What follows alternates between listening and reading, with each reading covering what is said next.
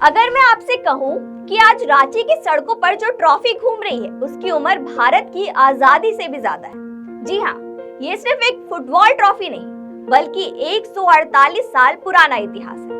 और सबसे बड़ी बात, इतिहास में पहली बार ये टूर्नामेंट झारखंड की धरती पर खेला जाएगा। लेकिन सवाल ये है कि आखिर डुरांड कप इतना बड़ा क्यों माना जाता है?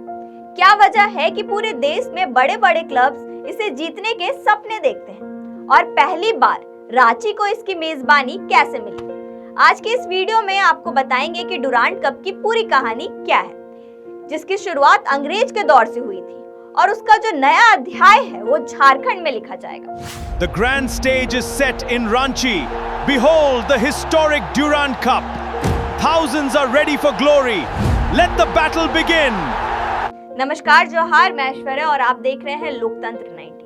अगर आप फुटबॉल पसंद करते हैं या फिर झारखंड से हैं तो ये वीडियो आखिर तक जरूर देखिए, क्योंकि आज हम सिर्फ एक टूर्नामेंट की नहीं बल्कि झारखंड के खेल इतिहास में बनने जा रहा एक नया अध्याय की बात करने जा रहे हैं।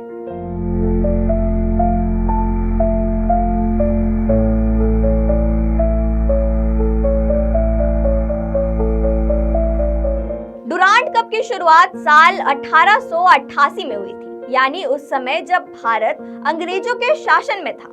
इस टूर्नामेंट की शुरुआत ब्रिटिश अधिकारी सर हेनरी मॉर्टिमर डुरांड ने की थी। शुरुआत में इसका मकसद भारतीय सेना के जवानों और ब्रिटिश रेजिमेंट्स के बीच फुटबॉल को बढ़ावा देना था। लेकिन धीरे धीरे ये टूर्नामेंट सिर्फ सेना तक सीमित नहीं रहा, देश के बड़े बड़े क्लब्स इसमें शामिल होने लगे।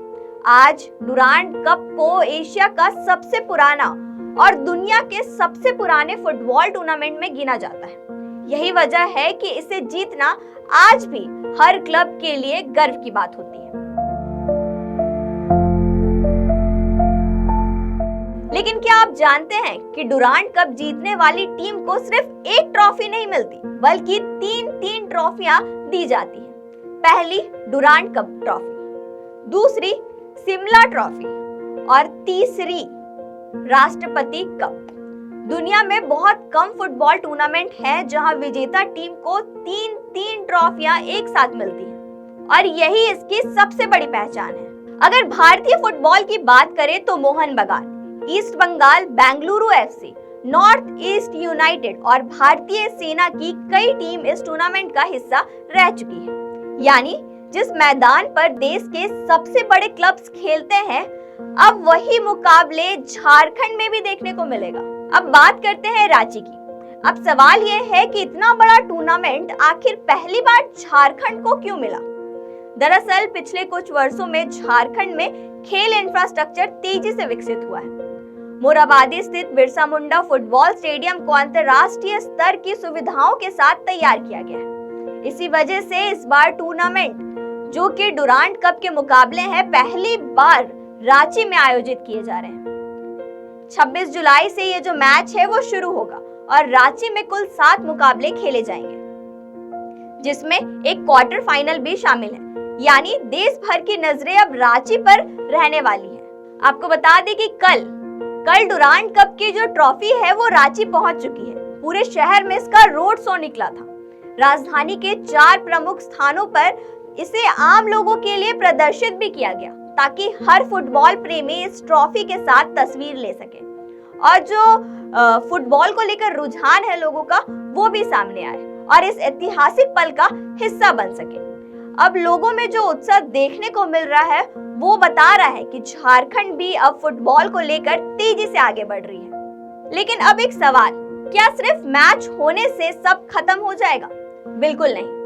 इतने बड़े टूर्नामेंट से झारखंड की पहचान पूरे देश में मजबूत होगी। रांची में बाहर से टीमें आएंगी, हजारों दर्शक आएंगे, होटल, पर्यटन, स्थानीय कारोबार, सबको फायदा मिलेगा। और सबसे बड़ी बात, झारखंड के युवा खिलाड़ियों को बड़े खिलाड़ियों को करीब से देखने और उनसे सीखने का भी मौका मिलेगा।